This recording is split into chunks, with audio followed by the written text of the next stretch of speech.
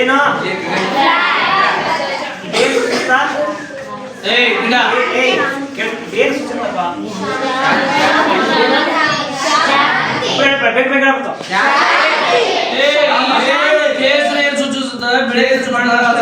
ಶಾಂತಿ ಯಾವುದು ನೀವು ಯಾವ್ದು ಹೇಳ್ತೀರಿ?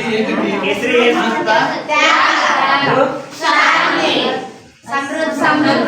ತ್ಯಾಗ ಯಾಕೆ ಇಟ್ರದ ತ್ಯಾಗ ಅಂತೇಳಿ ತ್ಯಾಗ ಅಂತಿದ ಕೆಸರು ಯಾಕೆ ಬಂತು?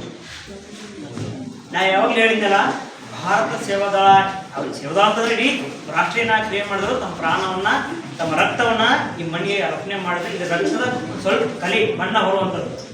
ಹೌದಾ?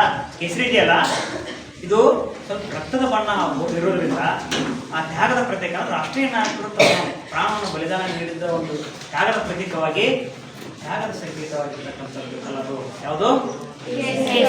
ಇದು ಶಾಂತಿ ಯಾಕೆ ಬಂತು? ನಮ್ಮ ಭಾರತ ಶಾಂತಿ ಪ್ರಿಯ ರಾಷ್ಟ್ರ. ಹೌದಾ? ಯಾಕೆ ಶಾಂತಿ ಅಂದ್ರೆ, ಒಬ್ಬನು ಯಾವನೇ ಅಪರಾಧ ಮಾಡಿದ ತಕ್ಷಣ ಸಡನ್ಲಿ ಫಾಸ್ಟ್ ಯಾವುದೇ ತಕ್ಷಣ ಸೆಕೆಂಡ್ನಲ್ಲಿ ಅವನ ಗಲ್ಲಿಗೆಸೋದಾಗಲಿ ಗುಡಿಟ್ಕೊಳ್ಳೋದಾಗಲಿ ಮಾಡಲ್ಲ. ಸುಮಾರು ಒಂದು 2-3 ವರ್ಷ ಹೋದ್ಮೇಲೆ ಅವನ ಶಿಕ್ಷೆ ಕೊಡೋದು, ಜೀವ ಶಿಕ್ಷೆ. ಬೇರೆ ರಾಷ್ಟ್ರದಲ್ಲಿ ಹಂಗಿಲ್ಲ.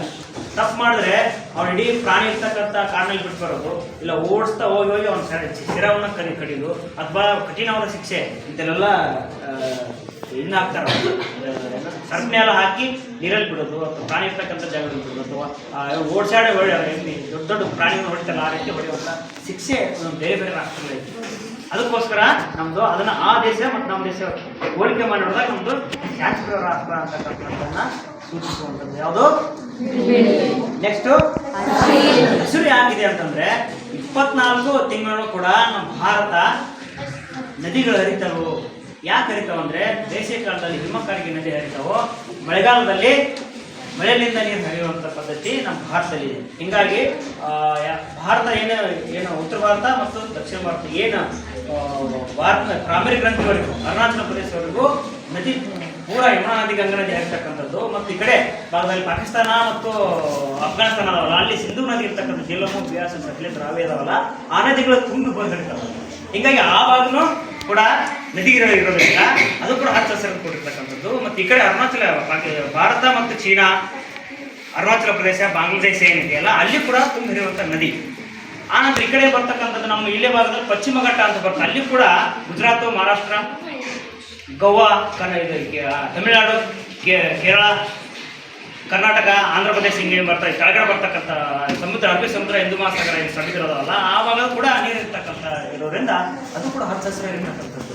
ಹೀಗಾಗಿ ಇದನ್ನೆಲ್ಲ ನೋಡಿ ಹಸಿರು ಸಮೃದ್ಧಿ ಅಂತೇಳಿ, ಸಮೃದ್ಧಿ ಎಂಬ ಪದವನ್ನು ಹಸಿರು ಸಂಖ್ಯೆ ಏನದು?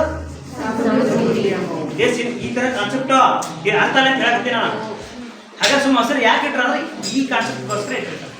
ಆಯ್ತಾ? ಅರ್ಥದ ನಿಮ್ಗ? ಈ ಒಂದು ಬೋರ್ಡ್ ಇಟ್ಕೊಂಡು ಫ್ಲಾಗ್ ಅನ್ನು ರೆಡಿ ಮಾಡ್ತಾರೆ. ಫ್ಲಾಗ್ ಸಮಿತಿ ಒಳಗೆ ಈ ಫ್ಲಾಗ್ ಸಮಿತಿ ಇರ್ತವೆ. ಯಾವುದೇ ಈಗಾದ್ರೂ ಆಯ್ತು ಹಿಂದಾದ್ರೂ ಆಯ್ತು, ಯಾವುದೋ ಒಂದು ಹೊಸ ಯೋಜನೆಯನ್ನು ಜಾರಿ ಮಾಡ್ಬೇಕಾದ್ರೆ ಅದೊಂದು ಕಮಿಟಿ ಮಾಡಿರ್ತಾರೆ. ಈ ಫಾರ್ ಎಕ್ಸಾಂಪಲ್ ಭಾಗ್ಯಲಕ್ಷ್ಮಿ ಮಾಡಿಲ್ಲ, ಏನೇ ನಮ್ಮದು ಭಾಗ್ಯಲಕ್ಷ್ಮಿ, ಗೃಹಲಕ್ಷ್ಮಿ ಮಾಡಲ್ಲ, ಆ ಒಂದು ಗೃಹಲಕ್ಷ್ಮಿ ಒಂದು ಕಮಿಟಿ, ಭಾಗ್ಯಲಕ್ಷ್ಮಿ ಮಾಡಿಲ್ಲ ಅದಕ್ಕೊಂದು ಕಮಿಟಿ, ಒಂದೊಂದು ಕಮಿಟಿ ಅವರು ಅದನ್ನು ನಿವಾರಿಸ್ತಿರ್ತಾರೆ. ಈಗಿನ ಅವಾಗಿಂದ ಇತ್ತು.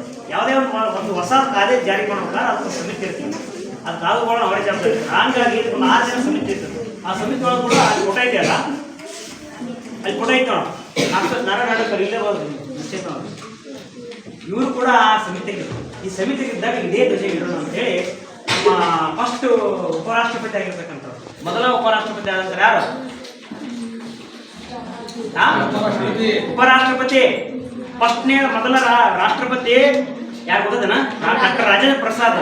ಉಪರಾಷ್ಟ್ರಪತಿ ಸೆಪ್ಟೆಂಬರ್ 5 ಏನು ರಾಧಾಕೃಷ್ಣ ಅವರು ಉಪರಾಷ್ಟ್ರಪತಿ ಆಗಿರ್ತಾರೆ. ಅವರು ಇದ್ರ ಡೀಟೇಲ್ಸ್ ಸಮಗ್ರವಾಗಿ ದೆಹಲಿಯಲ್ಲಿ ಹೇಳ್ತಾರೆ. ಇದ್ರ ಬಗ್ಗೆ ಏನು ಅಧಿವೇಶನ ನಡೀತಾವಲ್ಲ, ಆ ಸಂಸತ್ ನಡೀಲಿಂದ ಅಧಿವೇಶನದಲ್ಲಿ ಇದ್ರ ಬಗ್ಗೆ ಸರ್ ಹಿಂಗಿದೆ, ಇದು ಒಂದೊಂದು ವಿವರಣೆ ಮಾಡಿ ಹೇಳ್ತಾರೆ. ಸರ್ ಇದು ಭಾರತದಲ್ಲಿರ್ತಕ್ಕಂಥ ರಕ್ತದ ಪ್ರತೀಕವಾಗಿರ್ತಕ್ಕಂಥ ತ್ಯಾಗದ ಬಲಿದಾನ ಆಗಿ ಎಲ್ಲರೂ ಅವಾಗ ಇದೇ ಕಲರ್ ಇಲ್ಲ ಅಂತಾರ. ಮಿನಿಸ್ಟರ್ ಒಪ್ಪಿಗೆ ಕೊಡ್ತಾರ, ಸರ್ ಇದು ಈ ಈಗ ಹೇಳ್ತಾರೆ ಅದ್ರ ಬಗ್ಗೆ ಹೇಗಿದೆ ಶಾಂತಿ ಪ್ರರಾಷ್ಟ್ರ ಹಿಂಗಿದೆ ಇದು ಶಾಂತಿ ನಾವು ಇದೇ ಇರಲಿಲ್ಲ ಬೇರೆ ಬೇರೆ 7 ಧ್ವಜ ಬರ್ತಾವ 7 ಧ್ವಜನ ತಿರಸ್ಕರಿಸ್ತಾರ.